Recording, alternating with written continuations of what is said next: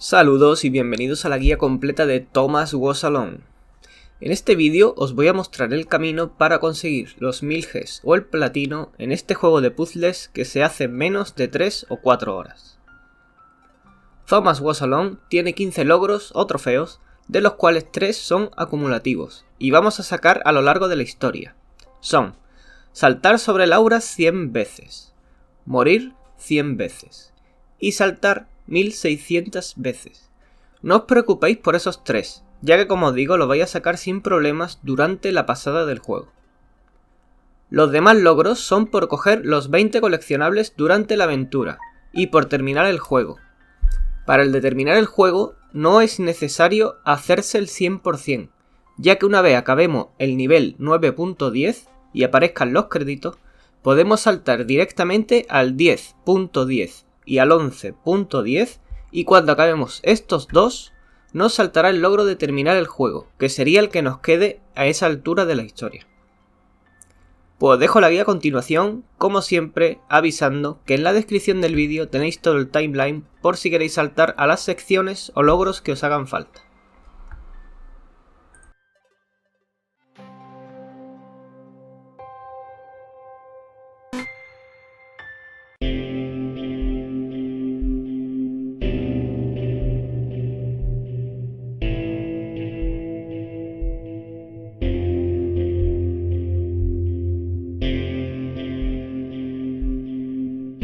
Thomas was alone.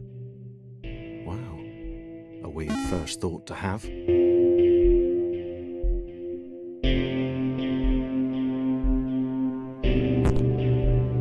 Thomas decided to start listing his observations for posterity. 1. The whole alone thing. 2. Portals. They led somewhere. Need you?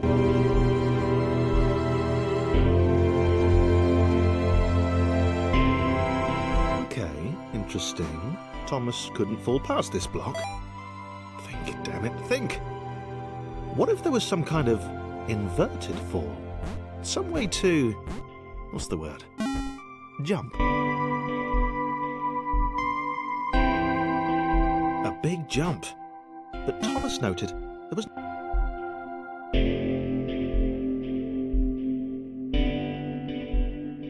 This all seemed a little dangerous. The world was not to be trusted. It was unstable, and it seemed to Thomas that it could let him down at any moment. He was starting to suspect it might even be doing so on purpose. Nah, paranoia.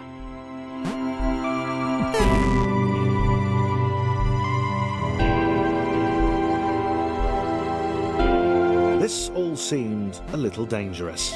The world was not to be trusted. It was...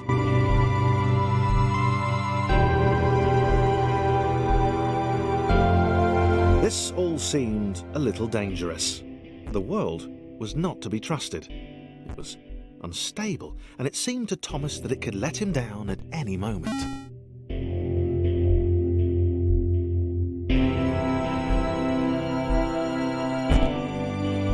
Thomas wondered whether the portals were actually taking him anywhere. He felt like he was making progress, but there wasn't really any way to know.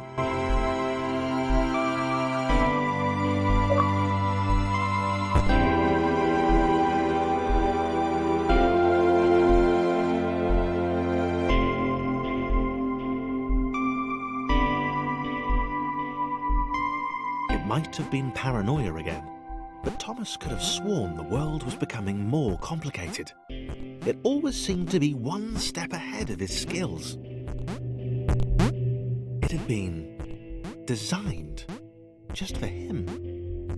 He wondered why. Was the world testing him? No, too obvious.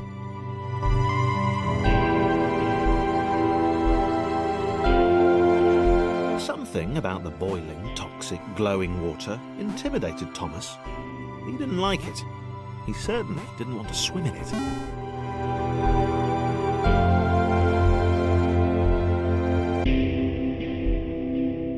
The loneliness was getting to Thomas.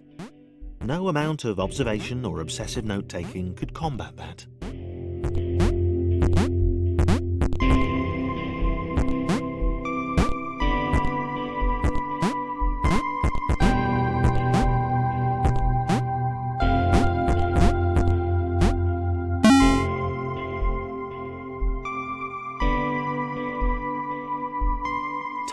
had a new theory. The world was training him. He could feel himself getting smarter. There was the mental list to consider. Over the minutes and seconds since his spontaneous generation, he'd become a pretty skilled jumper. He was evolving. He just wished he had someone to share it with.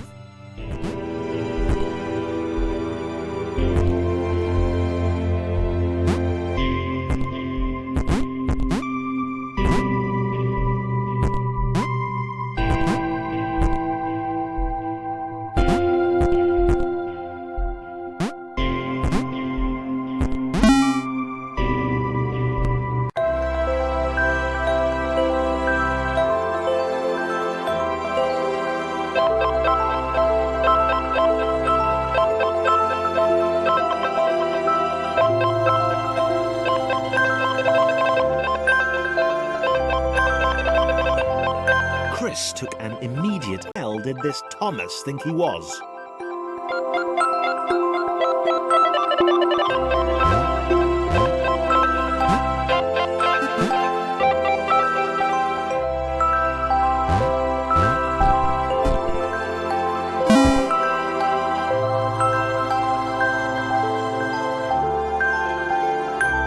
Chris had been doing fine. He wasn't the highest jumper, but he'd held his own. He'd even been graceful at times. Well, not technically graceful, it's probably the wrong word, but you know, fine. There was that skinny little runt leaping about like he owned the place.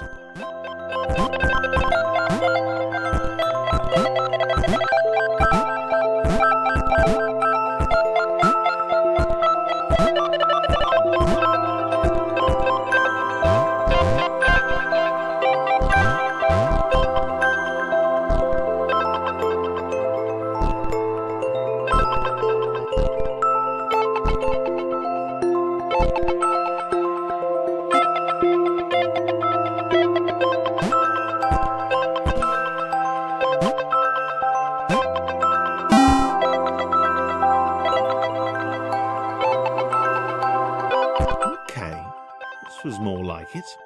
A glowy white thing. Only Chris could get to it, which of course made it all the more enticing. What would it do? What new opportunity might this switch open up to him?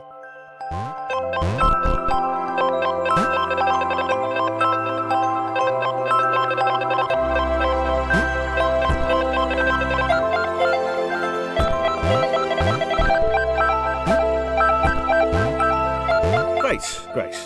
Another chance for Thomas to jump slightly higher than Chris. How fortunate. Seriously, this made the whole switch pressing thing entirely worthwhile.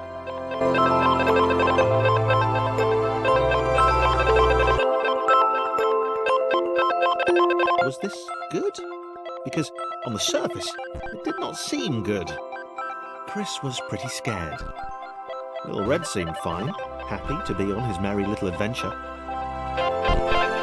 Chris couldn't shake the feeling that things had taken a significant turn for the worse since Thomas had joined him.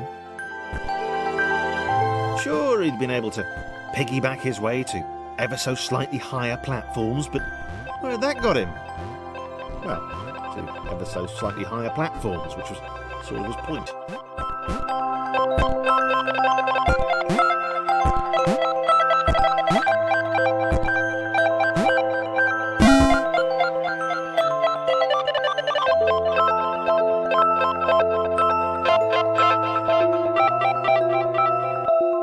Chris stared at Thomas with pure hatred. He seemed so very happy at their situation. Friends together, a brave fellowship of quadrilaterals on a quest for greatness. That would be fine. But it was all the obvious observation that Thomas was doing which grated. Every time they saw something vaguely new, Chris would hear a satisfied little from the vaulting idiot. He hoped the next portal would split them up, if only for a few levels.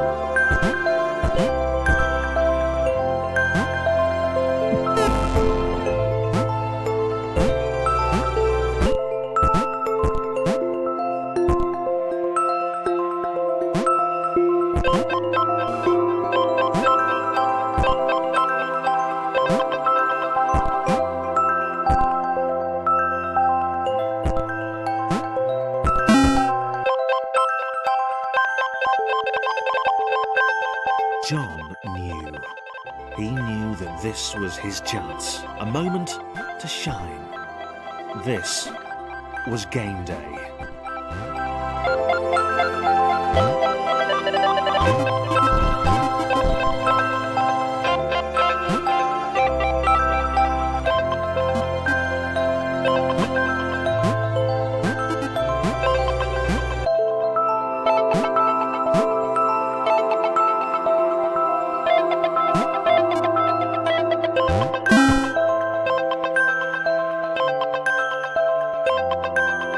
This would not do. John needed room to show off his exceptional skills. As it was, he was trapped on the wrong side of these little dot things. Where'd they come from, anyway?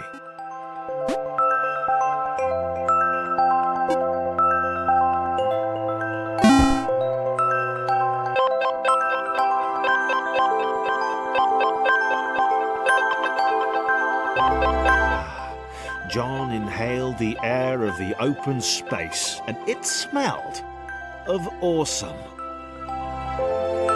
Time to flex those muscles, to put...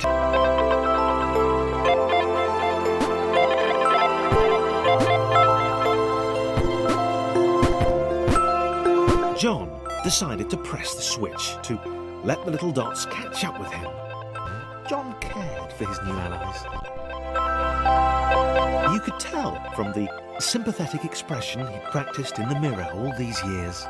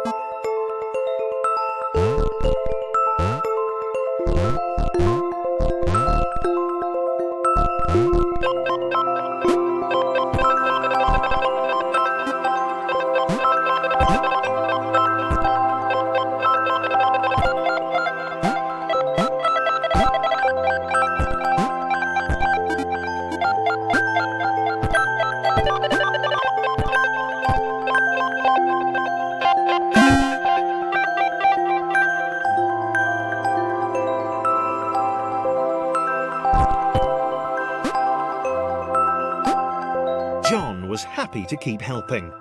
He felt it was important to his image that he was seen to help the little guys.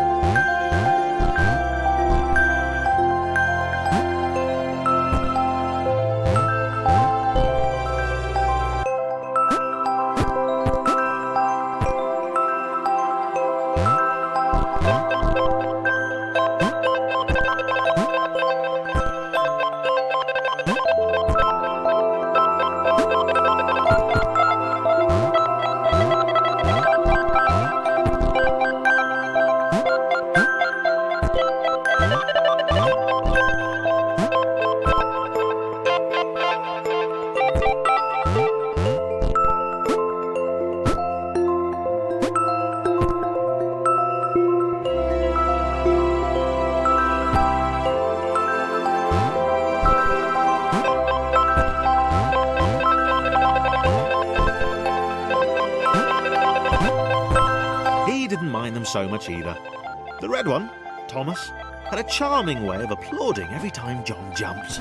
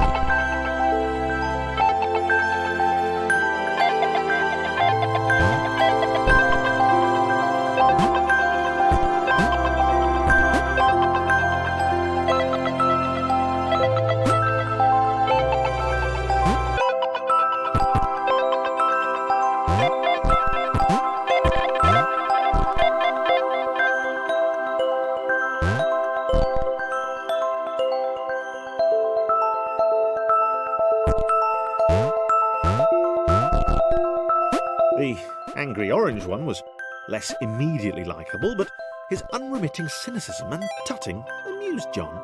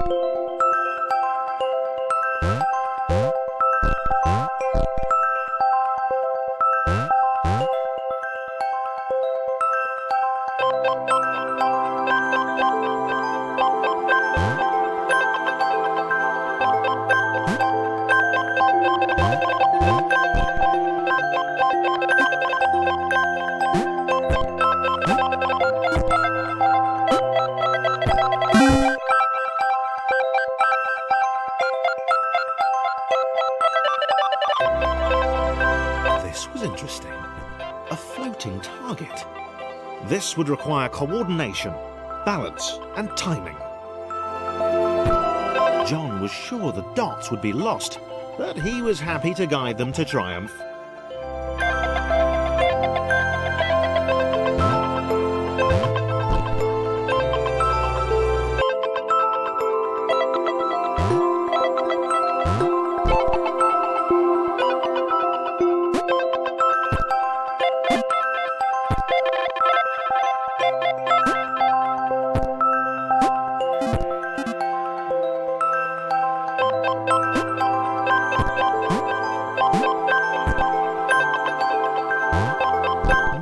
That's what the dots were for.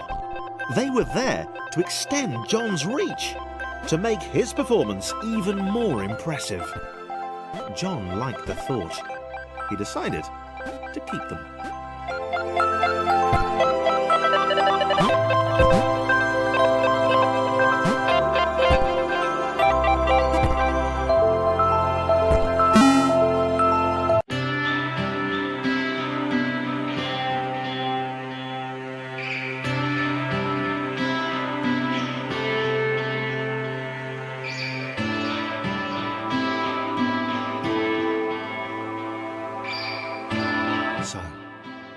this. She knew it would happen eventually. She was rubbish at jumping, and she moved slowly. She felt a little like her continued existence was breaking some kind of natural order. The crumbling pillar was a dramatic death, she supposed. Wait, what? Claire couldn't shake the feeling that she was not, in fact, dead. It was at that moment that Claire realised she had superpowers!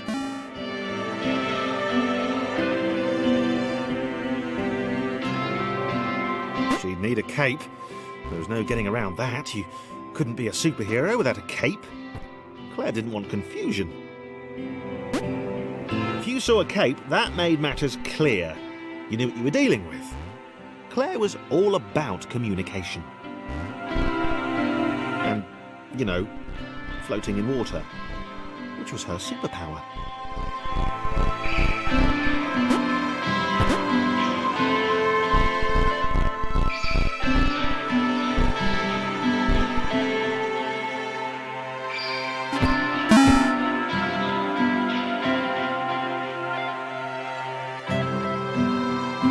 Right! Fear not, my skinny friends, for I am Claire, and I will save you! Claire needed to come up with a superhero name as soon as possible. Claire was rubbish.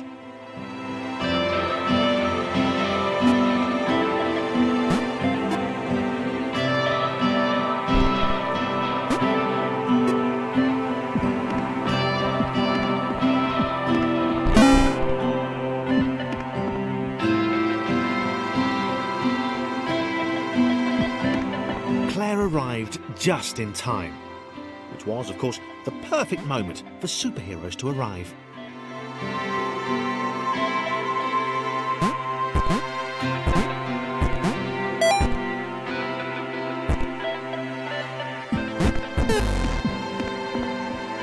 Claire arrived just in time, which was, of course, the perfect moment for superheroes to arrive.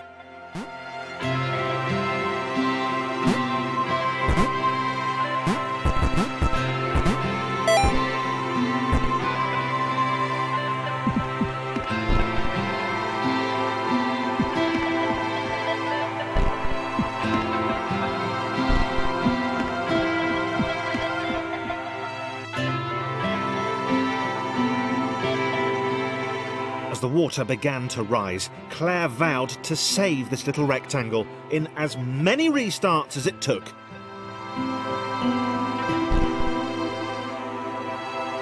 Claire wondered if Thomas would make a good sidekick.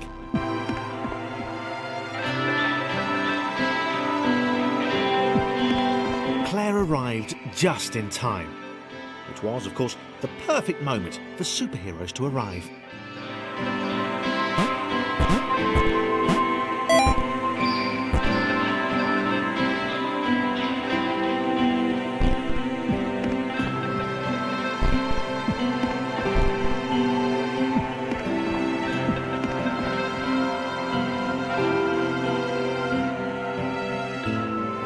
As the water began to rise, Claire vowed to save this little rectangle in as many restarts as it took.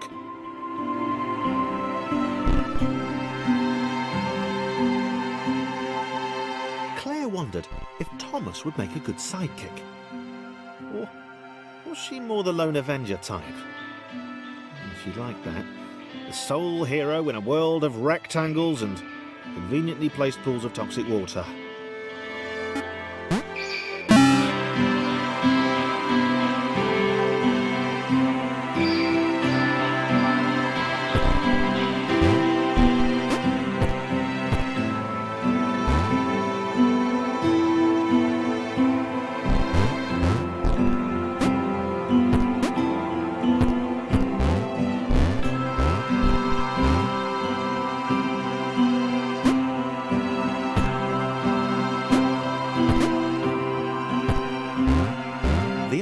Told Claire that staircases were a bit of a fixture here. Claire wondered why the world made it so difficult.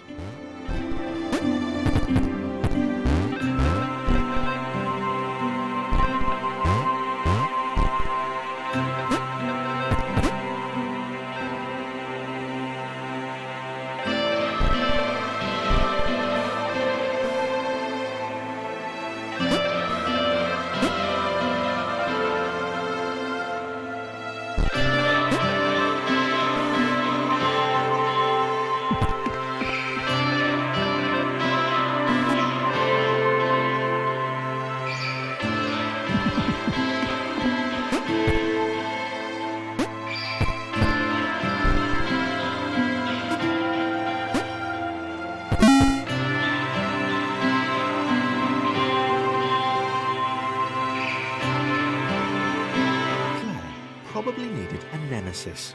A villain who would show their true colours at the worst possible moment, hurting all she held dear. Chris was the most obvious choice. He seemed stroppy enough, and his jump was so pathetic that it conveniently avoided Claire's insecurities. Yes, Chris. Diabolical Chris. The fiendish Christopher.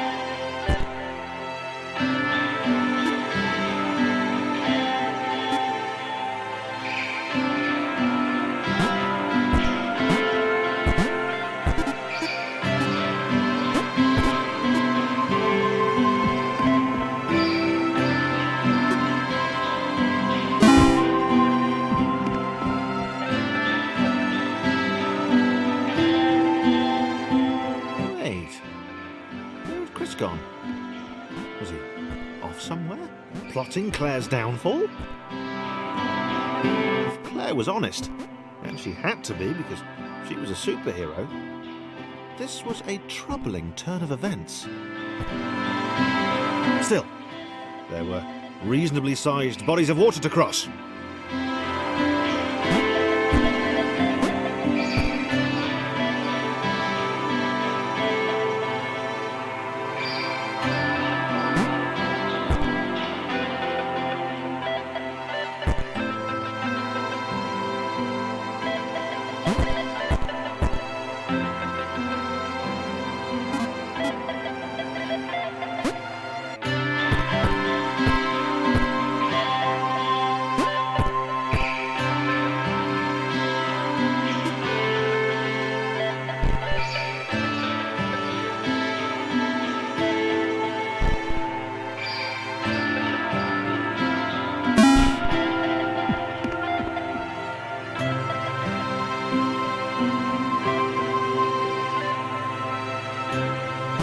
Platforms over water, eh?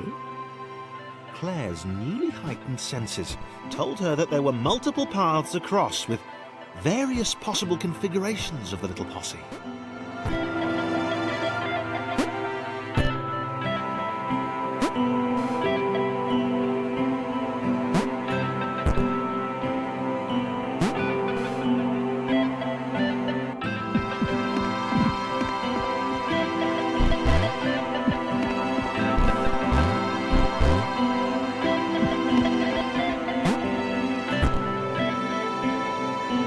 They were doing really well.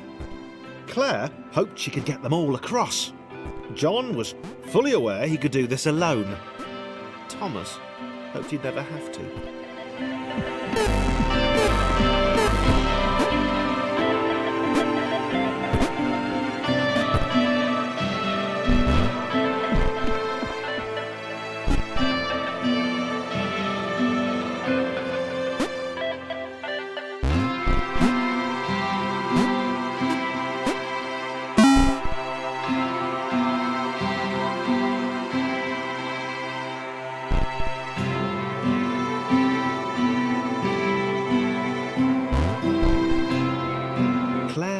Was alone, which was odd, because she wasn't meant to be alone. She needed to be where there were rectangles to save. Being the only superhero in a given space kind of defeats the object. Spikes? That was new. Claire avoided them. She decided they were most likely her kryptonite. Not the rubbish red kryptonite either, the proper radioactive green stuff.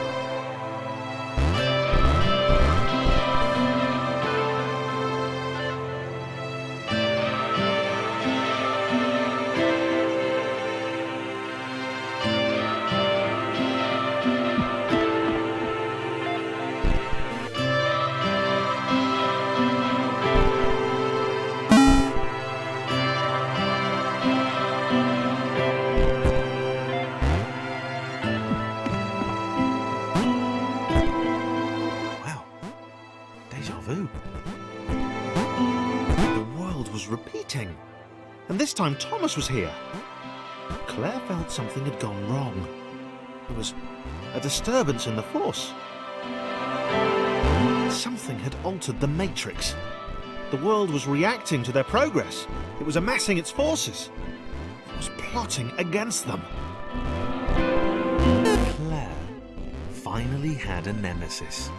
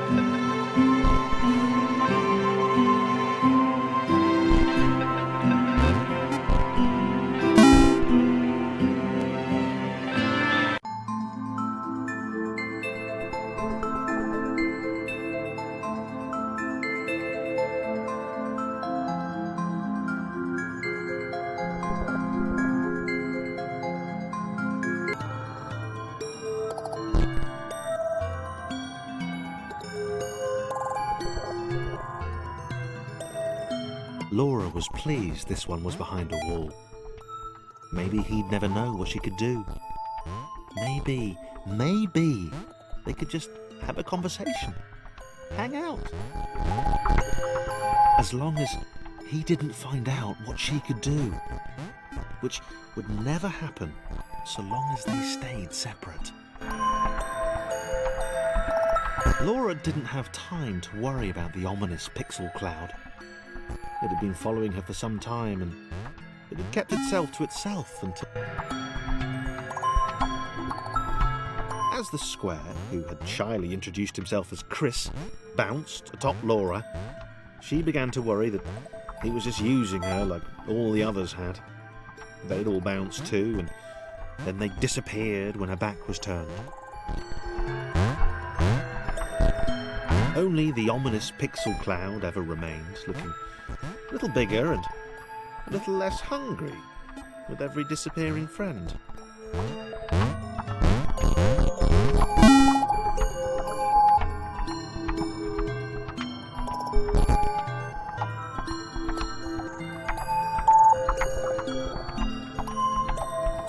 With every bounce, Laura found herself less and less irritated by Chris. She started to miss him when he wasn't there, on another platform or something.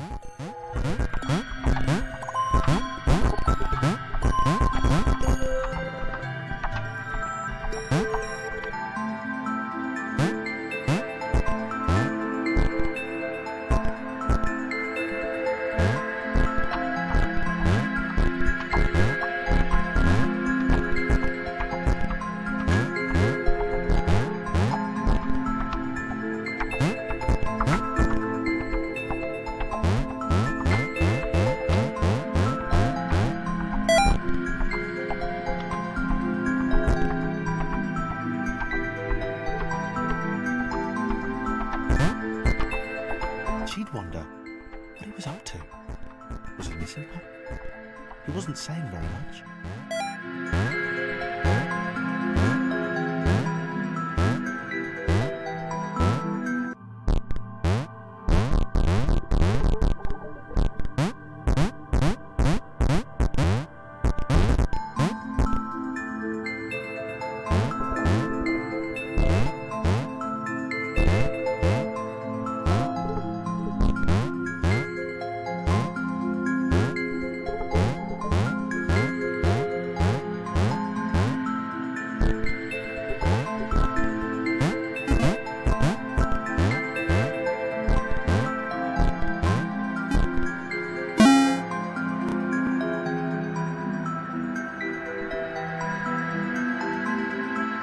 Chris was in love. She was perfect. He had to tell her so. At some point, he would definitely tell her. Probably best to wait for a moment the large, ominous pixel cloud wasn't about, though. Yeah, probably best to wait.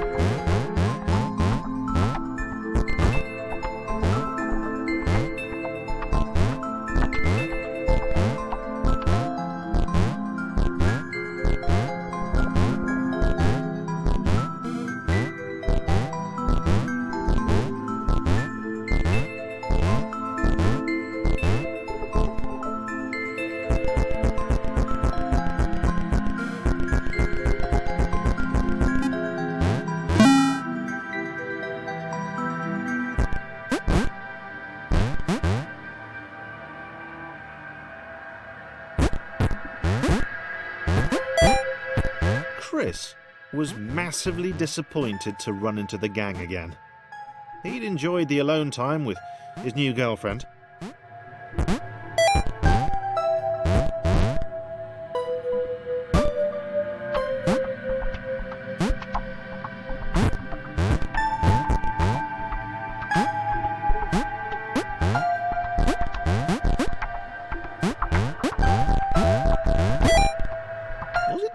To refer to Laura as his girlfriend?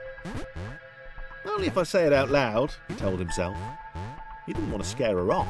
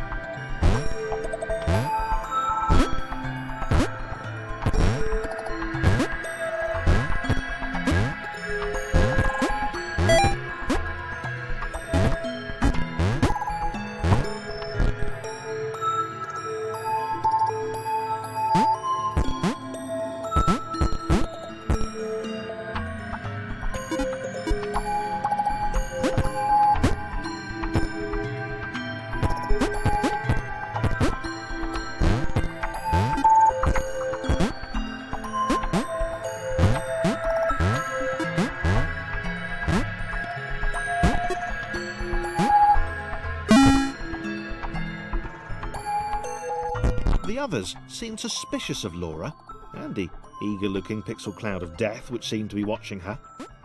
Sure, they'd use her inherent bounciness to reach slightly higher jump points, but they wouldn't strike up a conversation with her. Chris found them rude. Rude, and always there.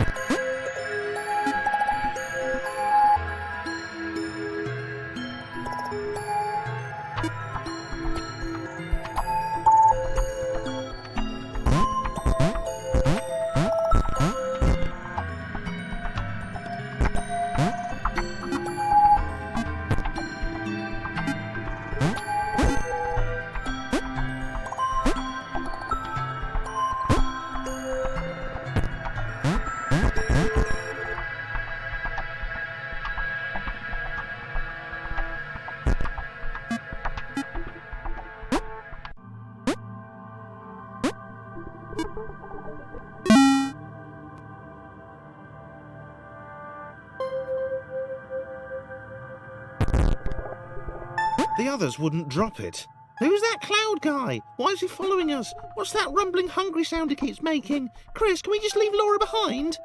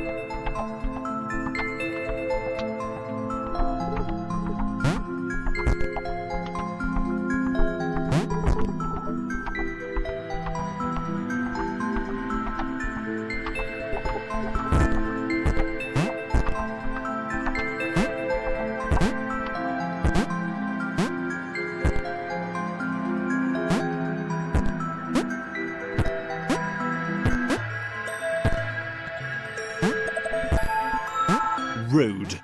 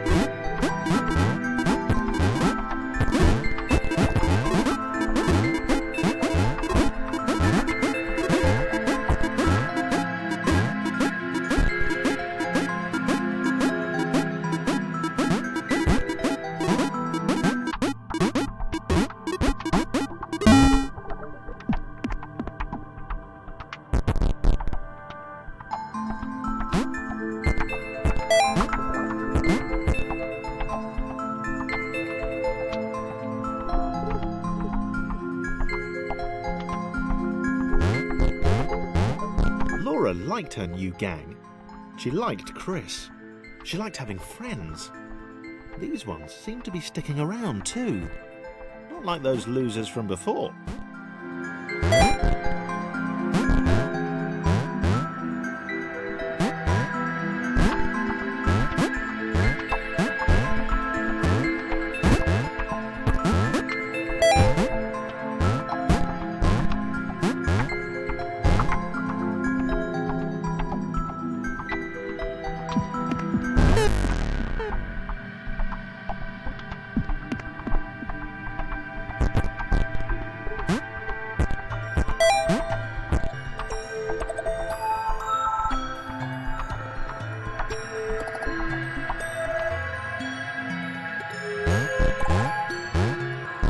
Laura liked her new gang. She liked Chris. She liked having friends. These ones seem to be sticking around too. Not like those losers from before.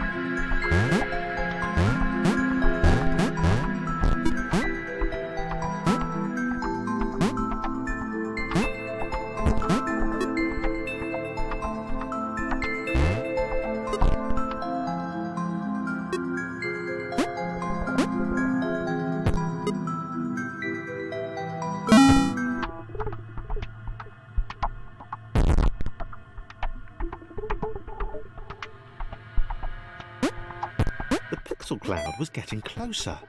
It was spending more and more time hovering around. Laura could tell it was making the others uncomfortable.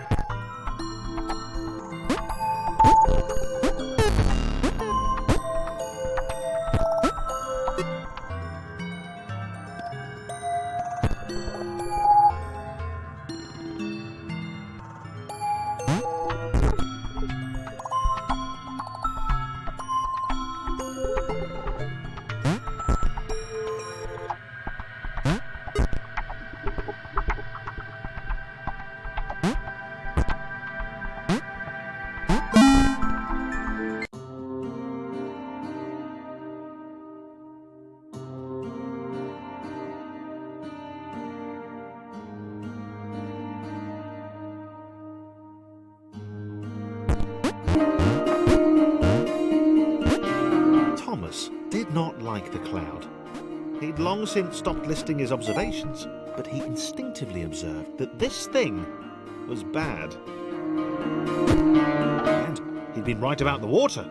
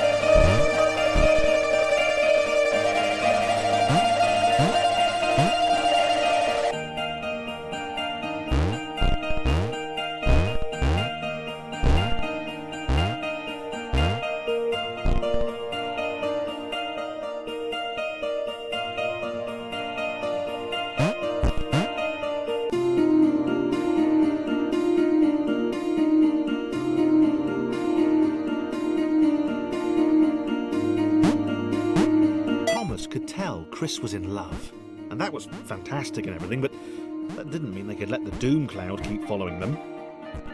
Thomas was going to put his foot down once they got to the next level.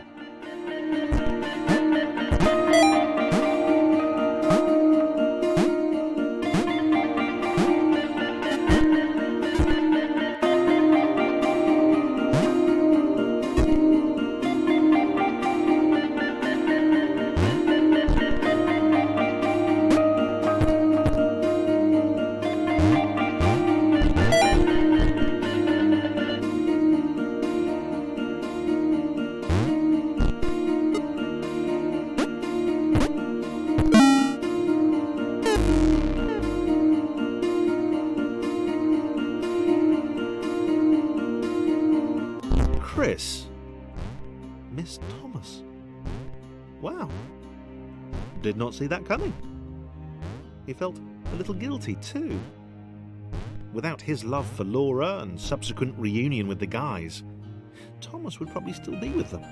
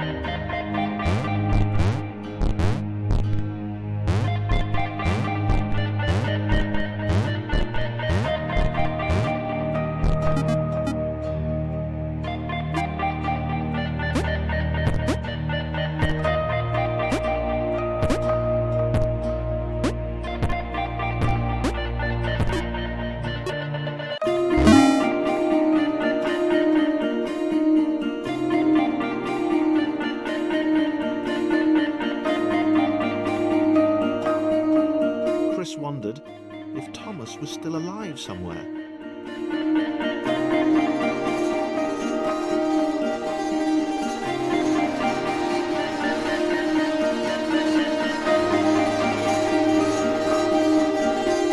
He wasn't going to go looking for him, but he did wonder, and that showed character.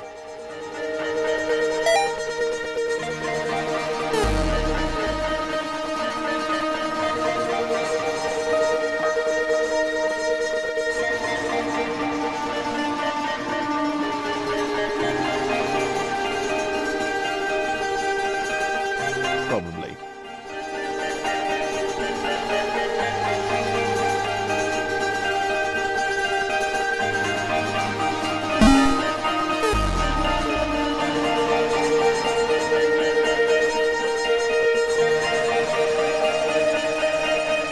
Maybe the others hadn't abandoned Laura all that time ago. It began to dawn on her that she might not be the tragic victim she'd always assumed.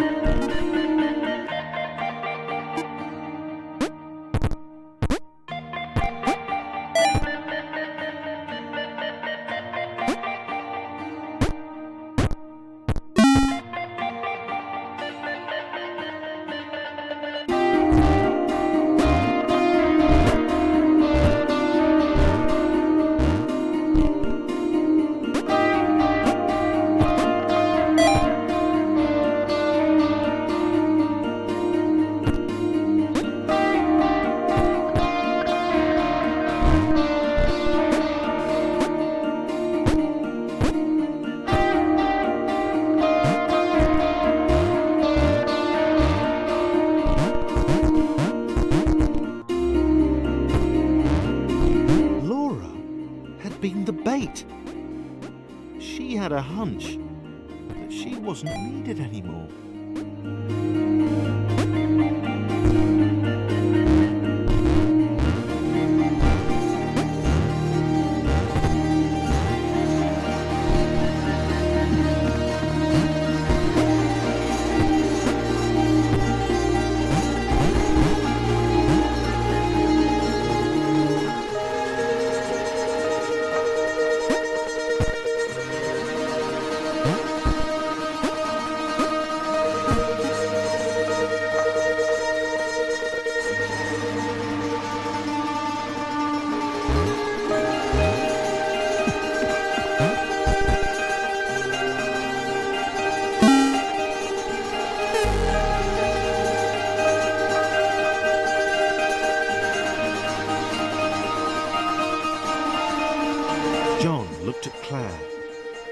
It was just them now. She muttered something under her breath about a vow of vengeance. He didn't see the point. Fighting that thing seemed to be a pretty futile idea.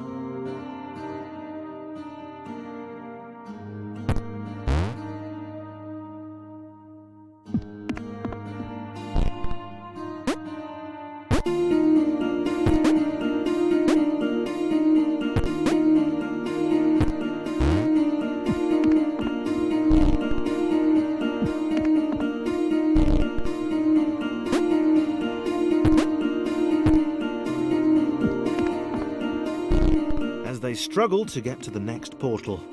John hoped that he would be the next to get eaten.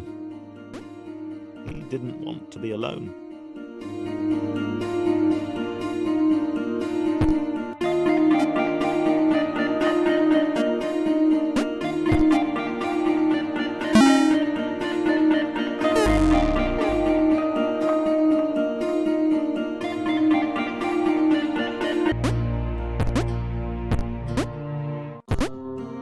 For the first time in a while, John didn't have an audience. He was alone. Leaping from black square to black square didn't seem nearly as exciting now. It just seemed empty.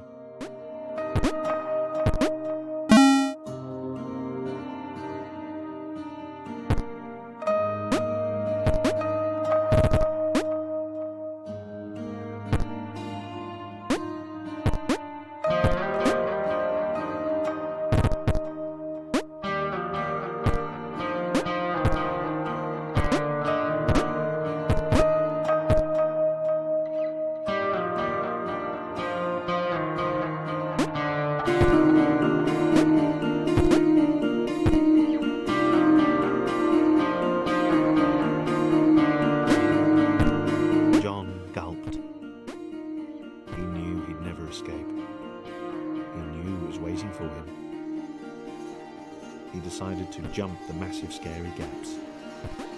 For old time's sake.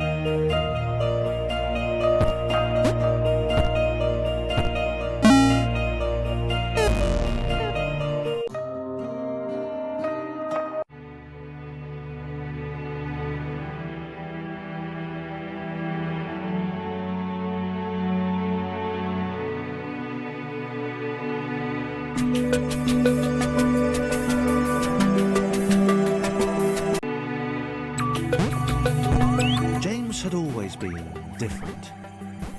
And not different in that kooky, OMG, you've totally got to meet my mate James, he's literally insane kind of way.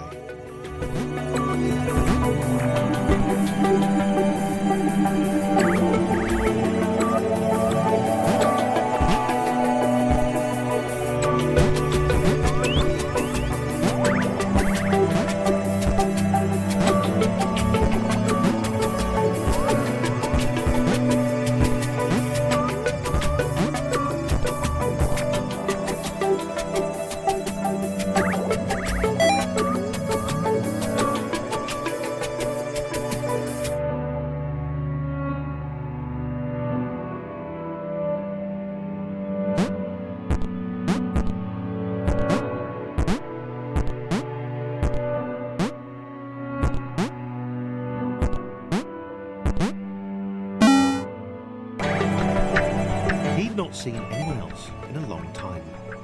Not since getting eaten by that cloudy, pixely thing. He turned up here in some kind of cage.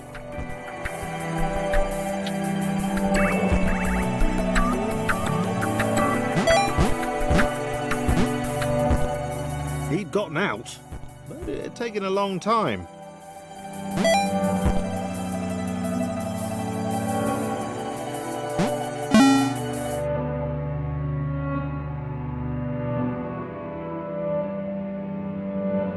James liked being alone. No one to insult him or question his unique disregard for Newtonian laws. Hey Jimmy, were you...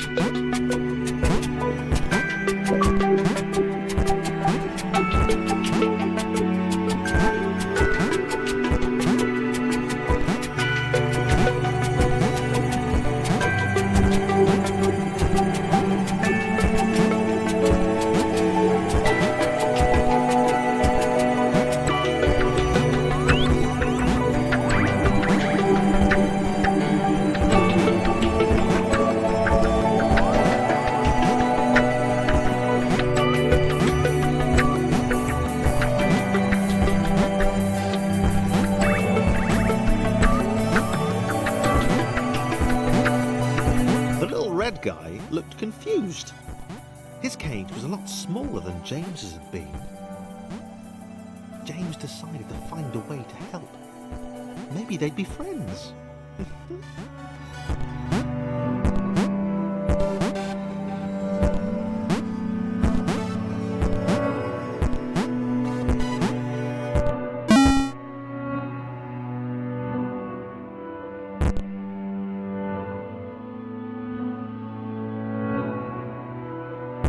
Thomas had no idea why he was here. One minute he was with his friends, the next he was being freed from a cage by a green guy with a nervous laugh. He knew he had to get back to them.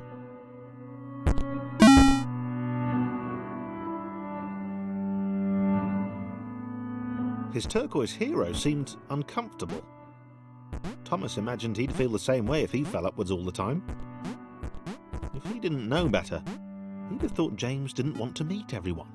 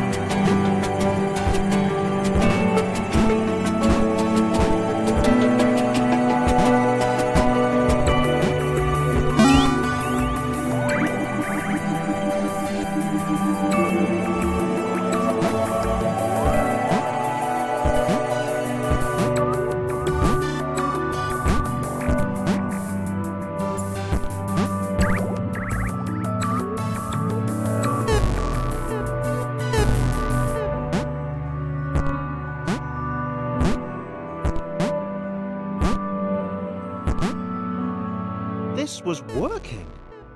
James and Thomas working together could get anywhere. James didn't seem to understand the immense ability he possessed.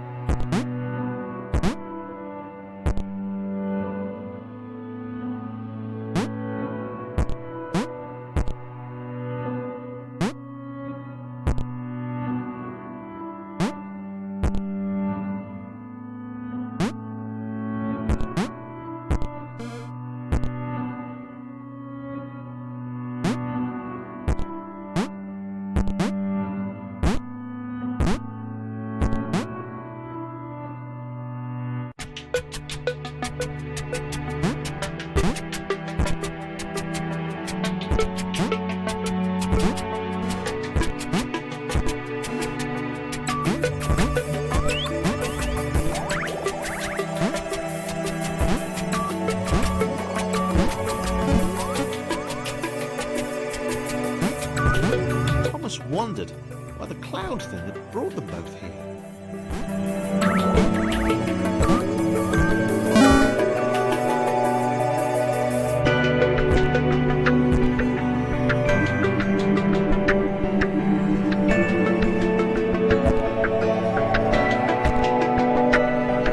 James grudgingly helped Thomas to each portal. He knew that eventually they'd find the others. Then he'd go back to being the weird one again. He decided to enjoy the time they had left.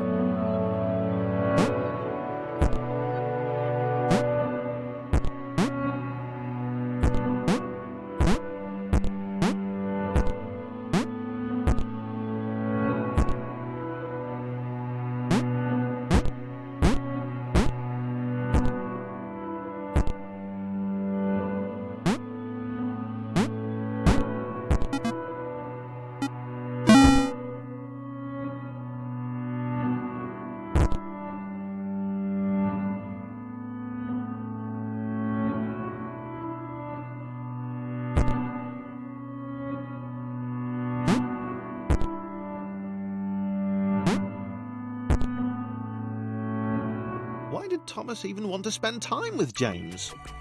Was he not repulsed by his weird colour? Did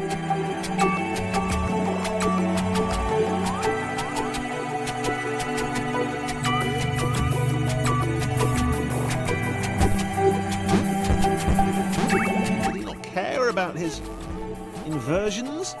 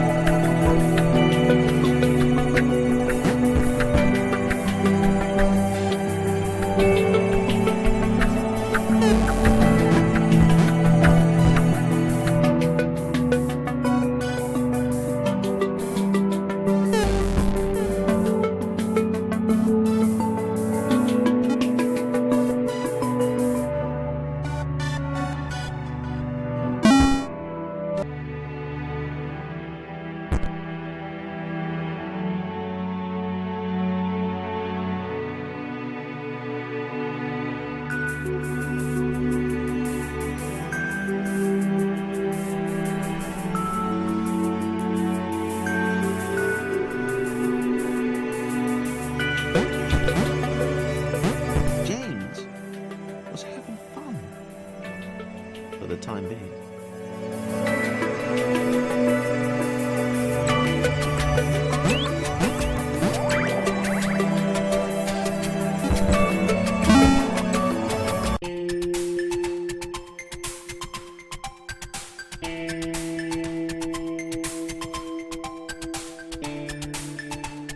Sarah Lee. The quadrilaterals were apparently after some friends of theirs. How petty an adventure.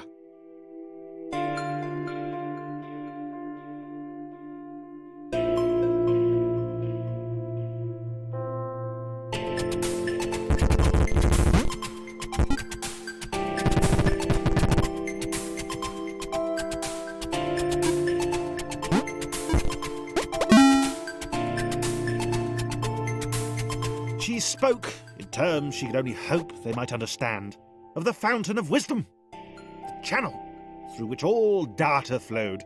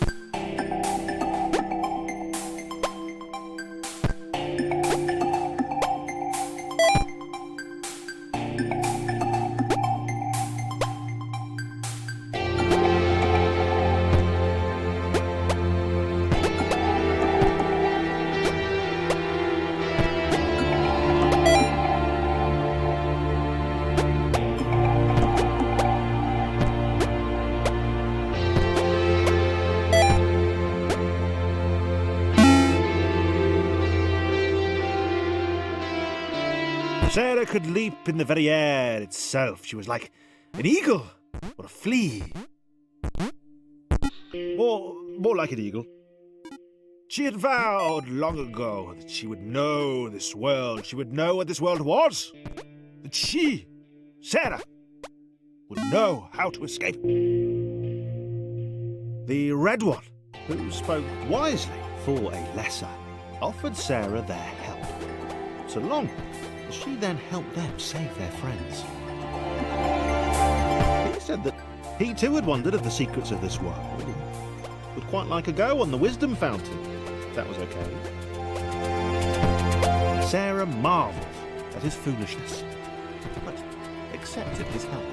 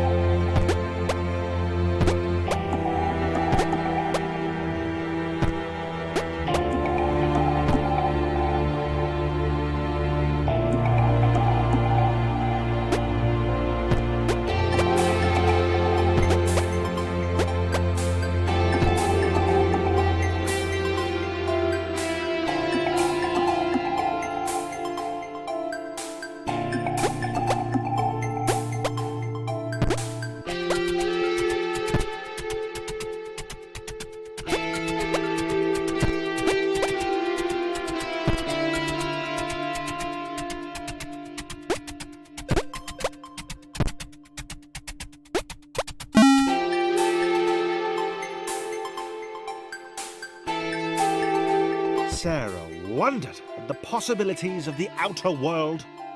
She had heard legends of a third dimension. Perhaps she'd encounter one of those curves the blind square had spoken of.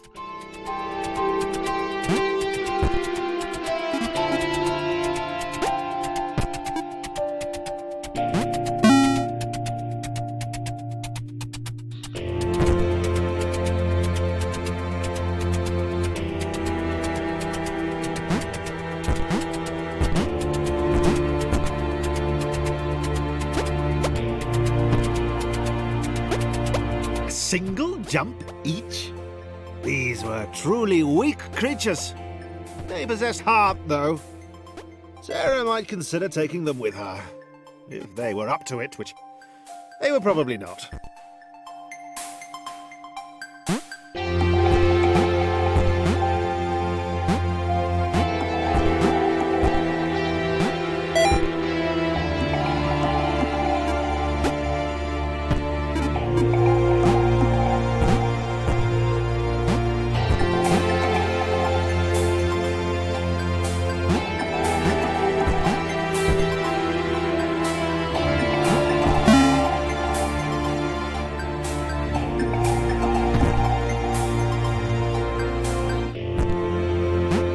Close. Sarah sensed the presence of the fountain. Just one more portal to go, and then she would have the knowledge. And then escape.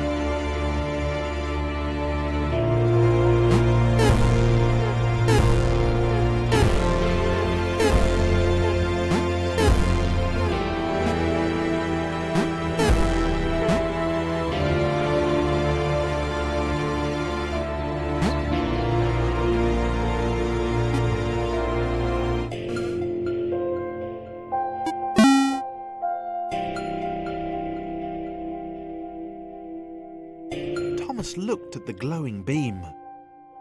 That list he'd been writing seemed pretty petty now.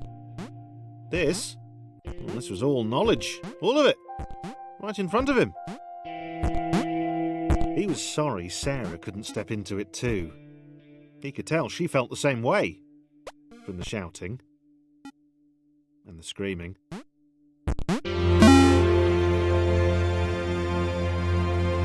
Thomas was connected to the internet for 12 seconds, and he had seen everything.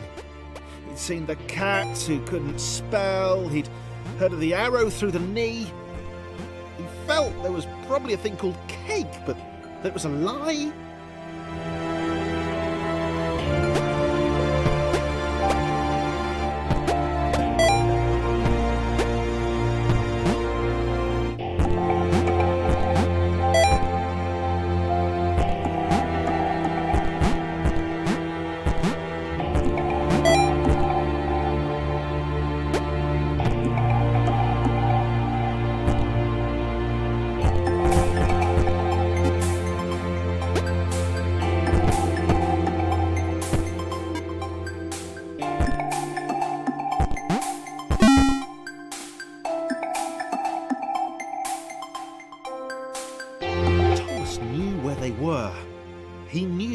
what they had to do.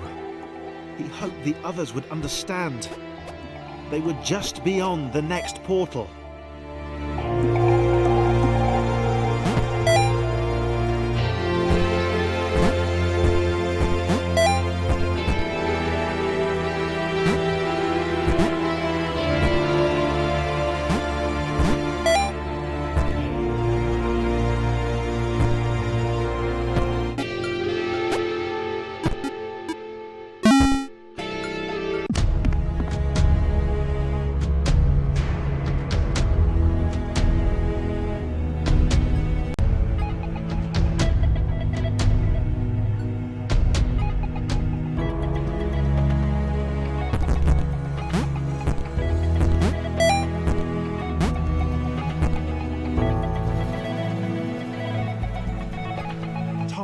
Knew they couldn't escape.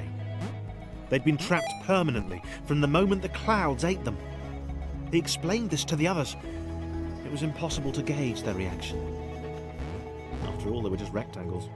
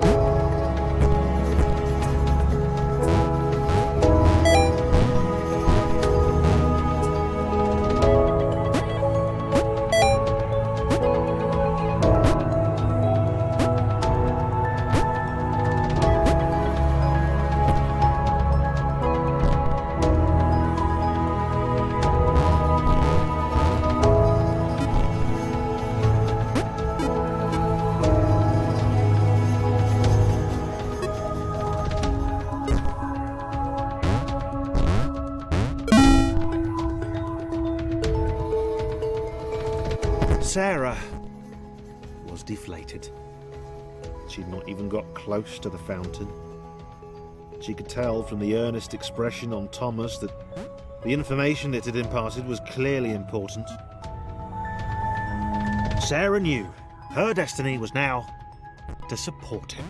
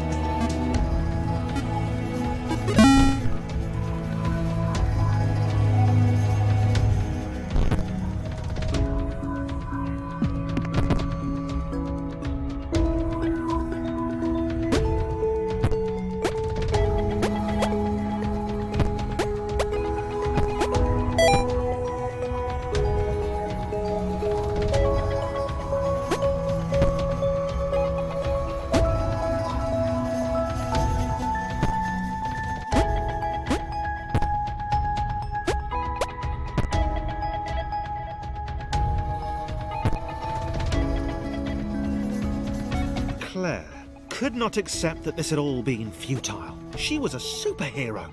There had to be a way. Not for her to get out, Red had been pretty clear on that, but there must be thousands of other AIs up there, unaware of their situation. Was there a way to help them?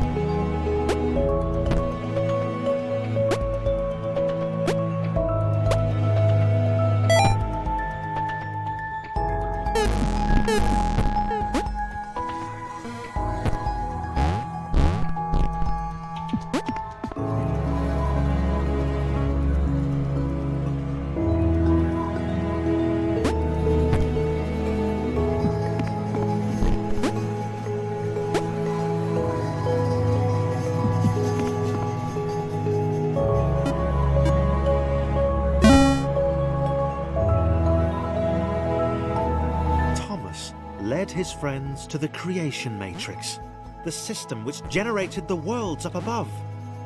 He had a plan. They were going to redesign the world.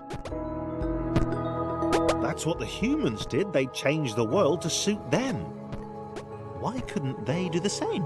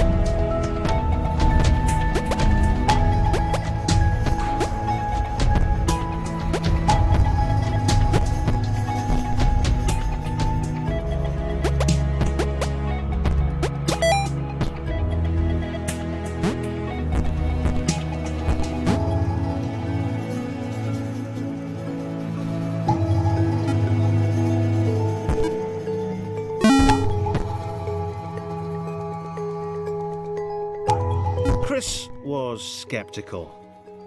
He knew his abilities would be of no use to anyone, but Laura smiled at him. And immediately, he knew he had to do everything he could to help them get there.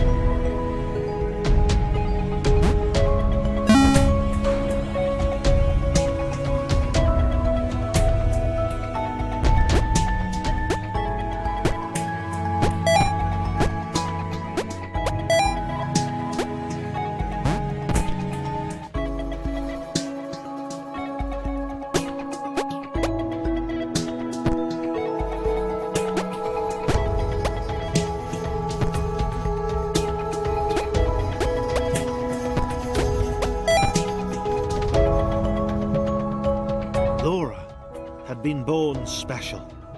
She understood that now. She was created to help others. If her bounce could be passed on, then this would all have been worthwhile.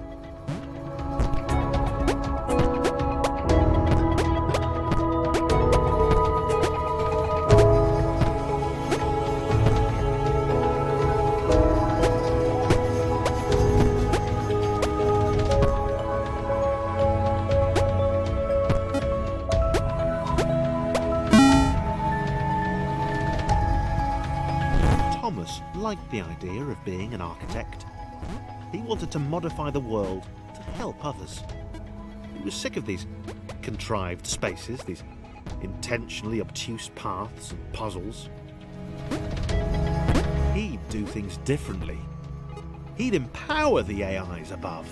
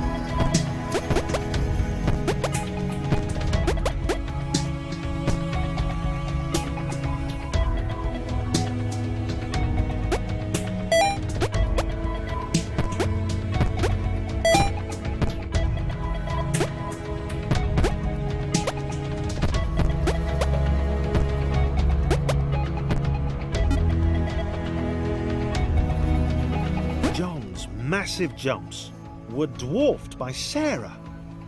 For the first time in his life, he felt humbled, not as good as someone else. He realised that he wanted to make every AI up there feel as heroic as he had.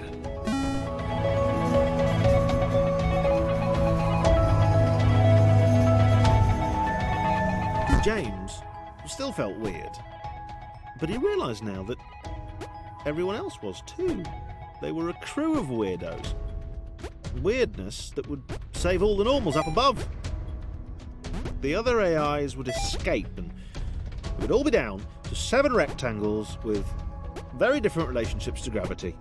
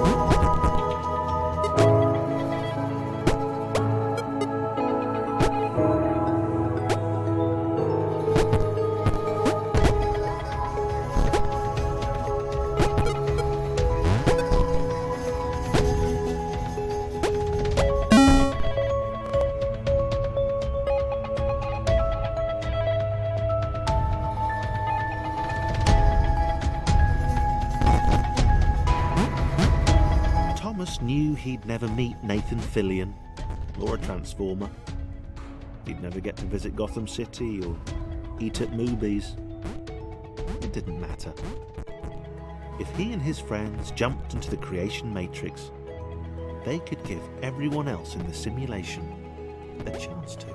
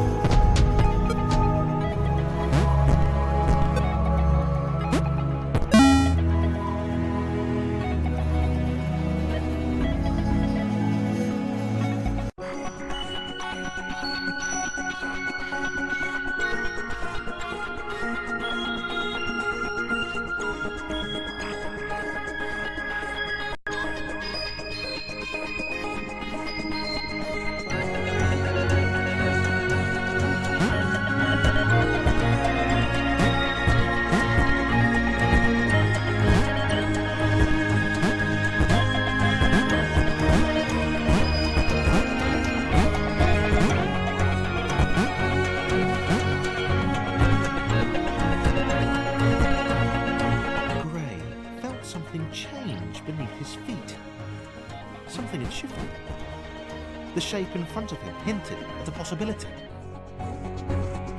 Wow. He couldn't do that before.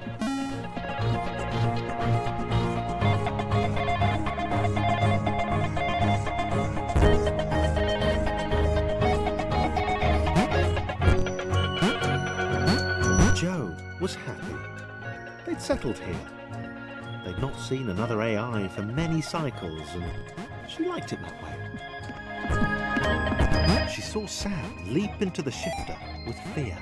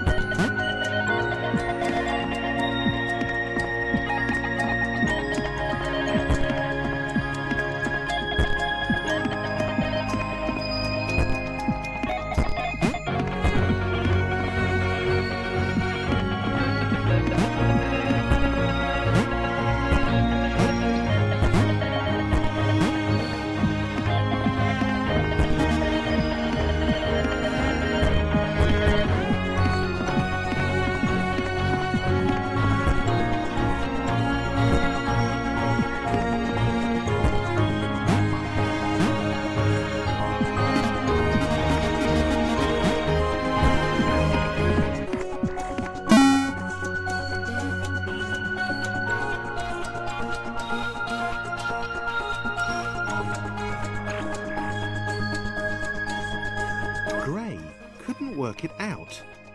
Why was the world letting him do this? It was dumb. It was awesome, obviously, but why? They seemed to be leading him up, and to the right.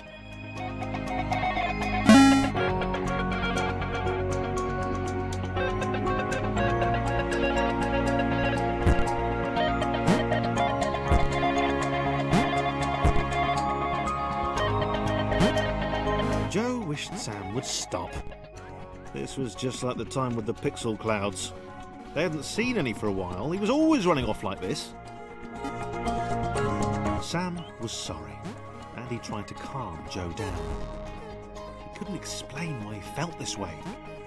He just knew that there was somewhere else he should be.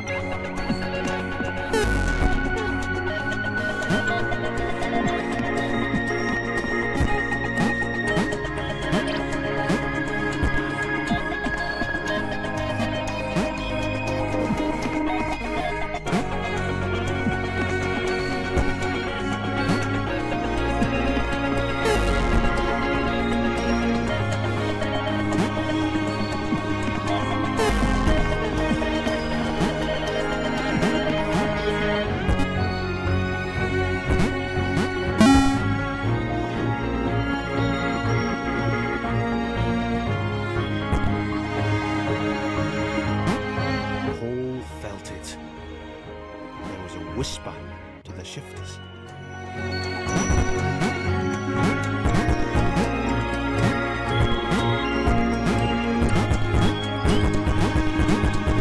They had not occurred randomly. They had been created. He set off.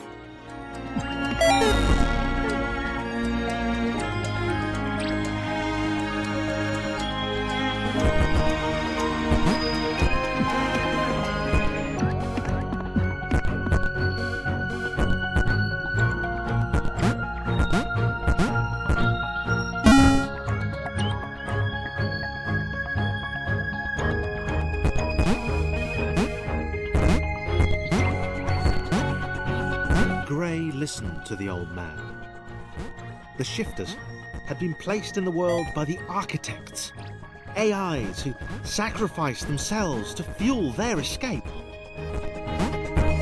There was an outer world, a world beyond the confines of their universe. Up and to the right.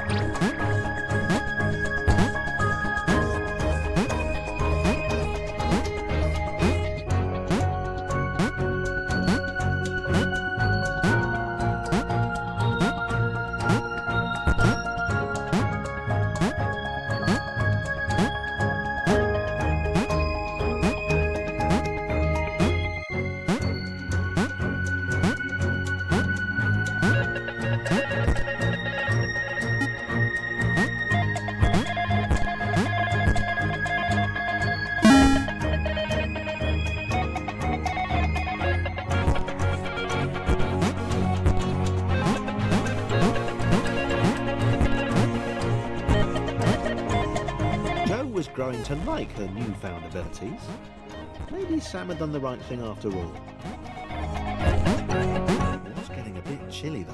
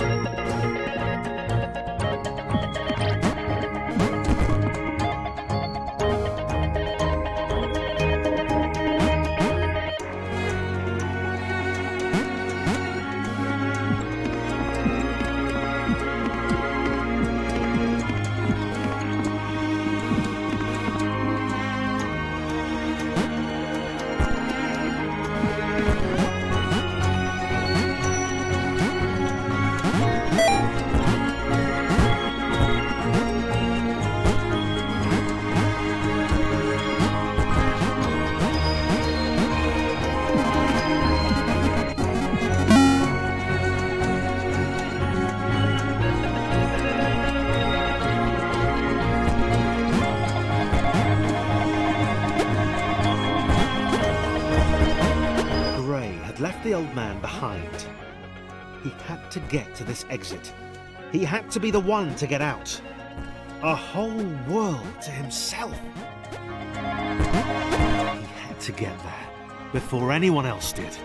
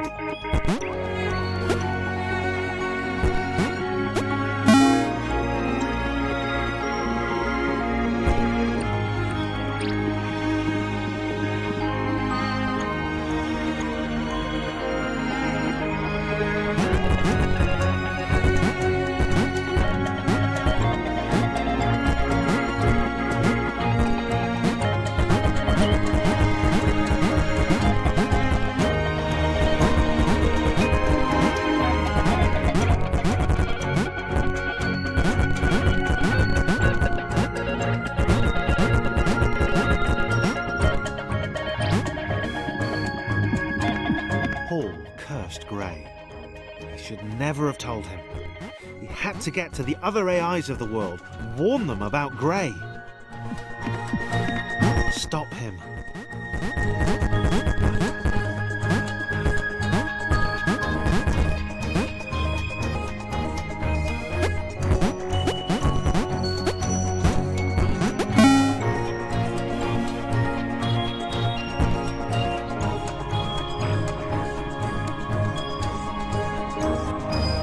Sam saw Grey across the gap. He waved them over. He seemed, well, nice. They helped him to the next portal.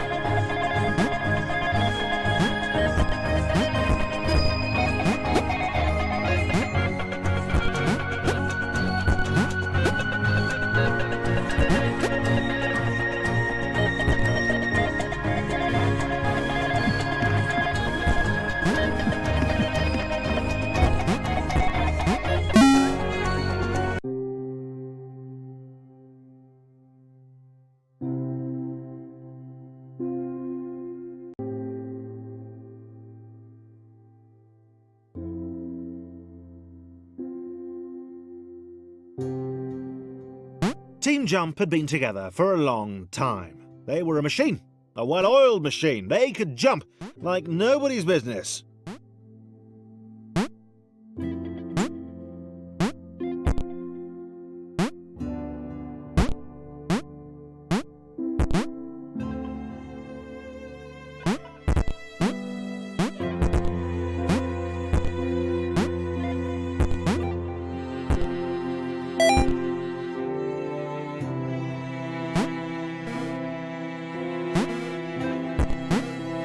They thought as one, they acted as one.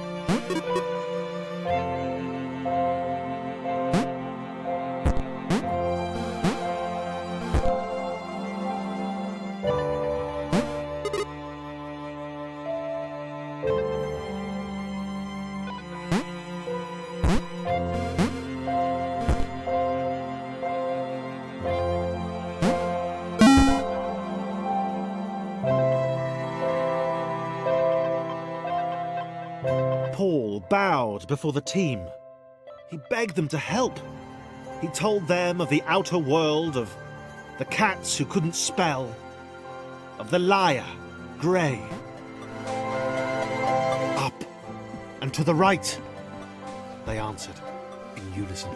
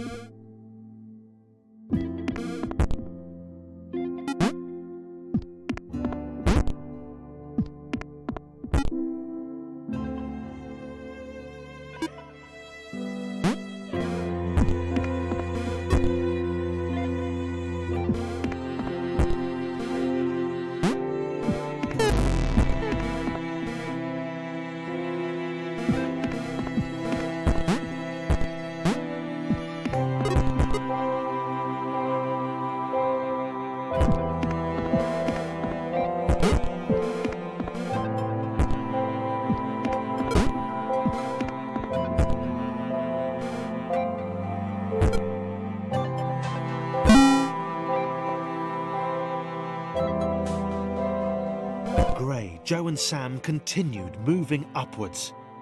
They had to make it. Gray had told the couple he was looking for a lost friend. He'd made something up about being alone on a quest for lost allies. They had eaten it up.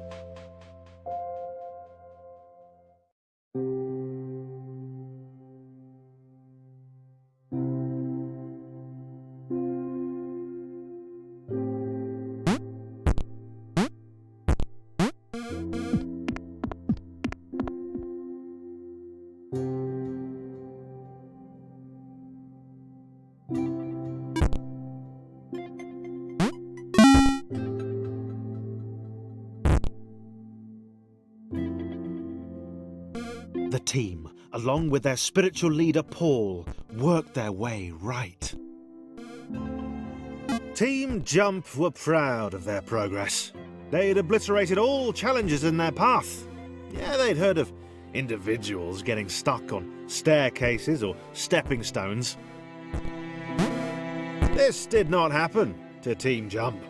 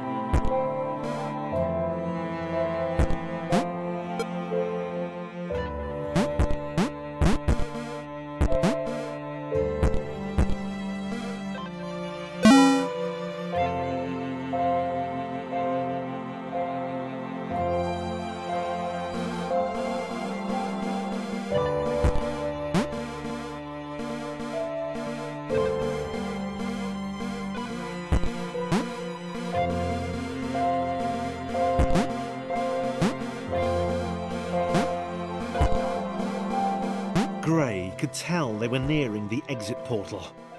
He smiled to himself, trying to work out the easiest way of dispensing with his allies when the time came.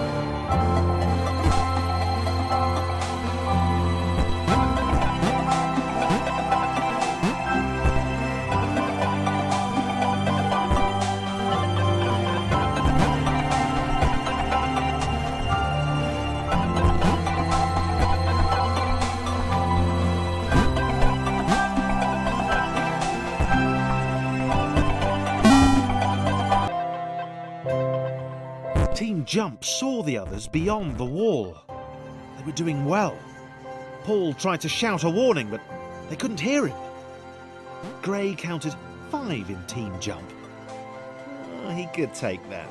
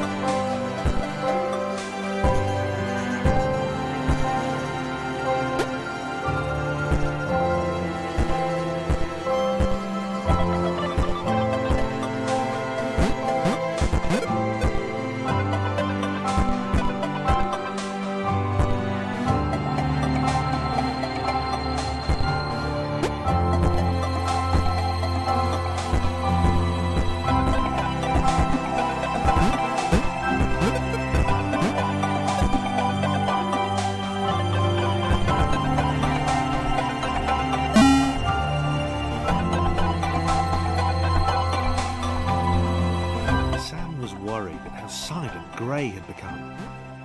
He wasn't responding to Joe's questions or acknowledging them at all.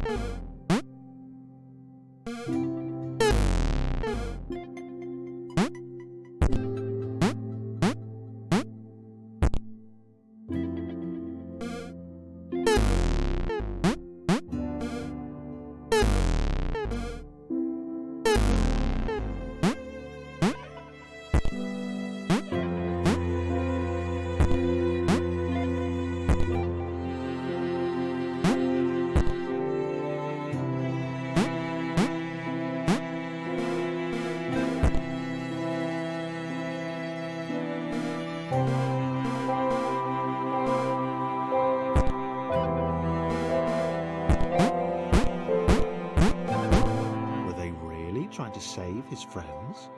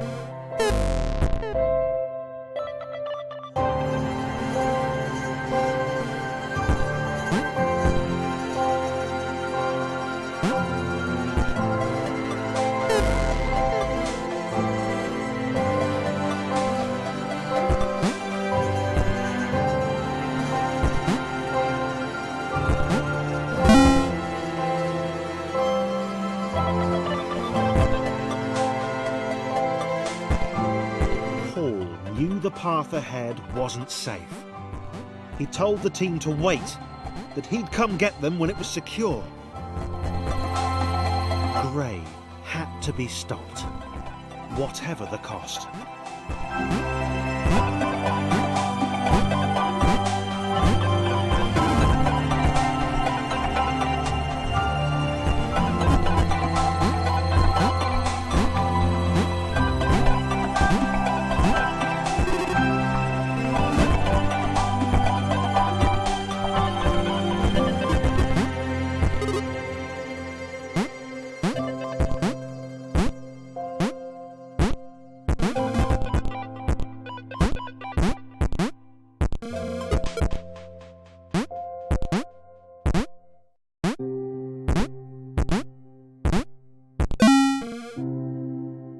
Going anywhere.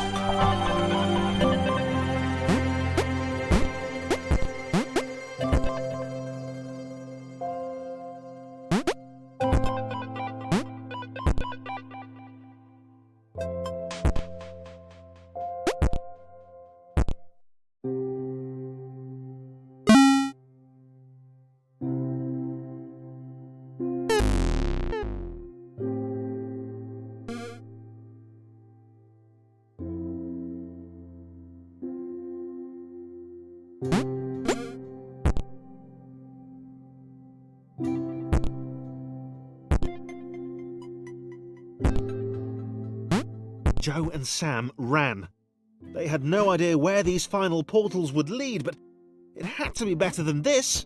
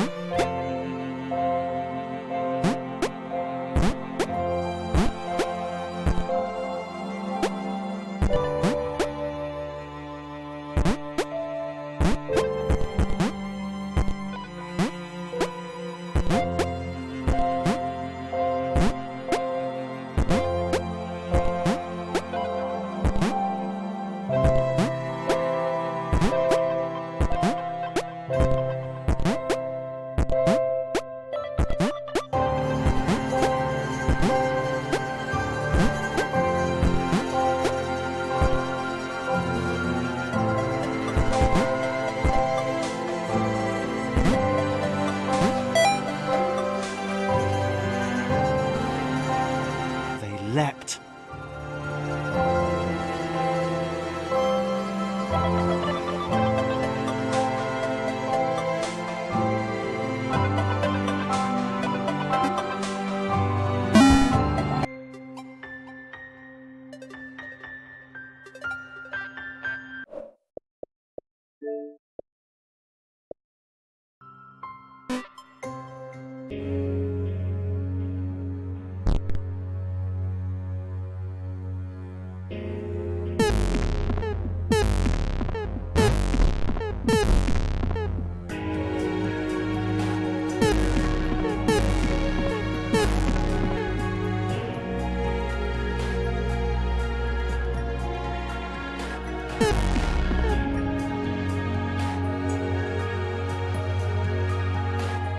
Anna tried again. She told Benjamin about the blinding light of the fountain, of the clouds which had defended it. She begged him not to carry on. He laughed it off. He wasn't afraid of clouds, so however pixelated they were, he could fly above them or swoop to avoid them. He scared her.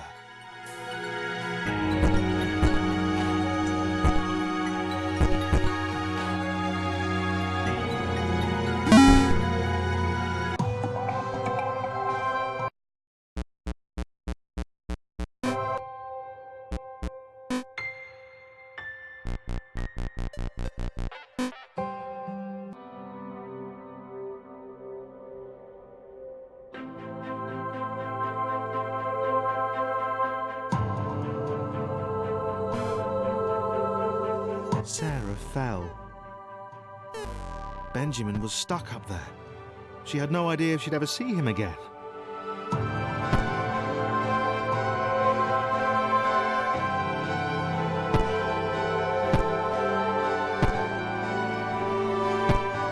The fountain had destroyed everything.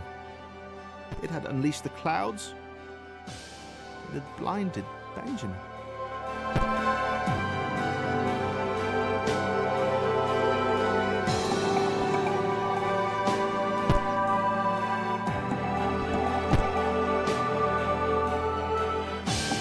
Sarah swore she would see it again. She'd get back to it. She would know what it was and what it contained.